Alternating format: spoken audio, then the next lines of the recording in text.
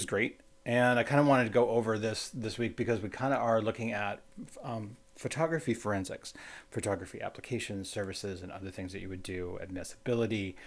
So what's really kind of neat about this is when you start digging into it and you take a look at it, you have something called metadata in terms of every single file that you've got. And so I'm just going to go ahead and let's bring up a picture here. And this is a picture of me when I was in San Francisco. And if we start analyzing the file, and again, I'm not really partial to any tool. I'll show you another tool here in a minute. But if you play with it, it will go ahead and take a look at your metadata of the file. Now, this is coming off my iPhone, right? So it tells you kind of how that system makes model. It's an iPhone 11. Now, this is where it starts getting interesting. Now we kind of know what we're working with, what kind of system this came off of, right? So we know it came off of an iPhone 11. It came off of Pro Max. I need to go buy a new phone because it's a little old. Exposure programs, the ISO, EXIF version, date and time that was done at the original. So this was taken October 28th, 2022 when I was in San Francisco. Now, the other thing that makes it interesting about this picture, right, is that it kind of also gives you an idea of where I was because I was at North Beach Pizza. And North Beach Pizza is like really, really good if you ever go. That's not a commercial plug. That's just a personal opinion. But it kind of gives you an idea of where everything was because you can start getting things like where you were, how it worked, what was going on with it, location, date, and time of the original.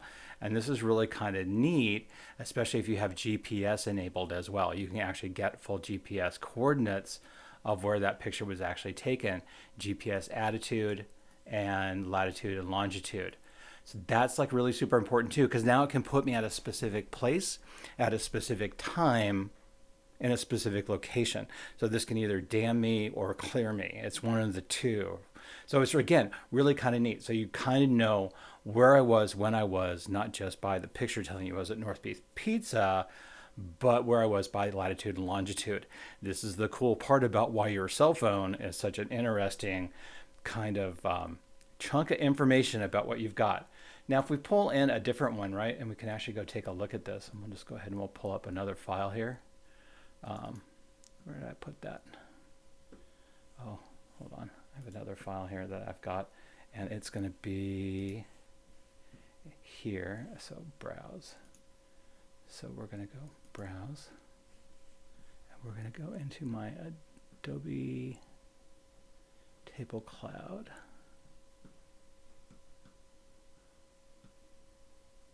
It's Adobe Cloud, and we want 1256. Now this is a picture off of a bigger camera, right? So we'll go ahead and we'll upload that, hopefully big enough. Now, this is a picture taken in Tacoma. So this is taken down at the waterfront in Tacoma. Now this was taken on a Nikon D850 without GPS enabled.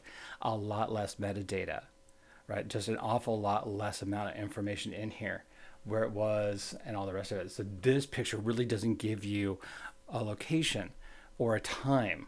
You really can't trust the time on that, but it does make this really all the more interesting as you go through it to kind of take a look at what you've got and the difference between what your cell phone will give you and what a large professional camera like a D850 or a D700 or Canon or Pentax or Sony will give you in terms of data. So kind of neat, but that's exactly why you want to take a look at this stuff. And there's a bunch of these on the web. So XF data. Another one here, online EXIF viewer. You can actually drop an image here. Some of these will work with just regular files, right? You can work with images, you can work with documents, you can work with the rest of it.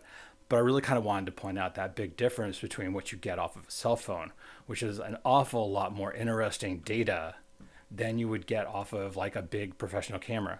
So if you're in here and you're doing forensics and you're taking a look at pictures and all the rest of it, your data is actually more valuable coming off your cell phone because of the amount of metadata that comes in with that rather than a professional camera.